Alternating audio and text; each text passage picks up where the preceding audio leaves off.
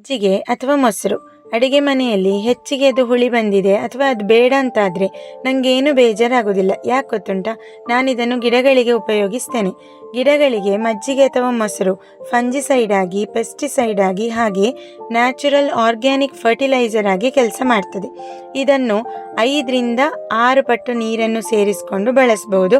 ಇಲ್ಲಿ ನೀವು ಮೊಸರನ್ನು ನೋಡ್ತಾ ಇದ್ದೀರಿ, ಅಥವಾ ಇದನ್ನು ಮಜ್ಜಿಗೆ ಮಾಡಿಕೊಂಡು ಕೂಡ ಚೆನ್ನಾಗಿ ಮಿಕ್ಸ್ ಮಾಡಿಕೊಂಡು ಉಪಯೋಗಿಸಬಹುದು. ಗಿಡಗಳಿಗೆ ಹಾಕಿದರೆ ಇದು ಯಾವುದೇ ಸ್ಮೆಲ್ ಬರುವುದಿಲ್ಲ. ಹಾಗೆ ಎಲ್ಲ ತರಕಾರಿ ಗಿಡಗಳಿಗೆ, ಸೊಪ್ಪು ತರಕಾರಿಗಳಿಗೆ, ಹಾಗೆ ಯಾವುದೇ ಹೂ ಗಿಡಗಳಿದ್ದರೆ ಮಾಮೂಲಾಗಿ ನಾನು ಇದನ್ನು ತೆಳುವಾಗಿ ಮಾಡಿಕೊಂಡು ಗಿಡದ ಬುಡಕ್ಕೆ ದೂರದಿಂದ ಹಾಕೊಳ್ತಾ ಇರ್ತೇನೆ. ಇದರಲ್ಲಿ ಗಿಡಕ್ಕೆ ಅಥವಾ ಮಣ್ಣಿಗೆ ಬೇಕಾದಂತಹ ಮೈಕ್ರೋ ಆರ್ಗ್ಯಾನಿಸಮ್ಸ್ ಇರೋದ್ರಿಂದ ಈ ಸೂಕ್ಷ್ಮಾಣು ಜೀವಿಗಳು ಗಿಡದ ಬೆಳವಣಿಗೆಗೆ ತುಂಬ ಸಹಾಯ ಮಾಡ್ತದೆ. ನೀವು ಕೂಡ ಒಮ್ಮೆ ಟ್ರೈ ಮಾಡಿ ನೋಡಿ, ನಿಮಗೆ ಡಿಫ್ರೆನ್ಸ್ ಗೊತ್ತಾಗ್ತದೆ. ಹಾಗೆ ಇನ್ನೂ ಅಡುಗೆ ಕೋಣೆಯಲ್ಲಿ ನಮಗೆ ವೇಸ್ಟ್ ಅಂತ ಅನಿಸುವಂತಹ ಸಾಕಷ್ಟು ಐಟಮ್ಸನ್ನು ನಾನು ಗೊಬ್ಬರವಾಗಿ ಉಪಯೋಗಿಸ್ತೇನೆ. ಯಾವುದು ಅಂತ ನೋಡಲಿಕ್ಕೆ ನನ್ನ ಚಾನಲನ್ನು ನೀವು ಖಂಡಿತ ಫಾಲೋ ಮಾಡ್ಬೋದು. ನಮಸ್ಕಾರ.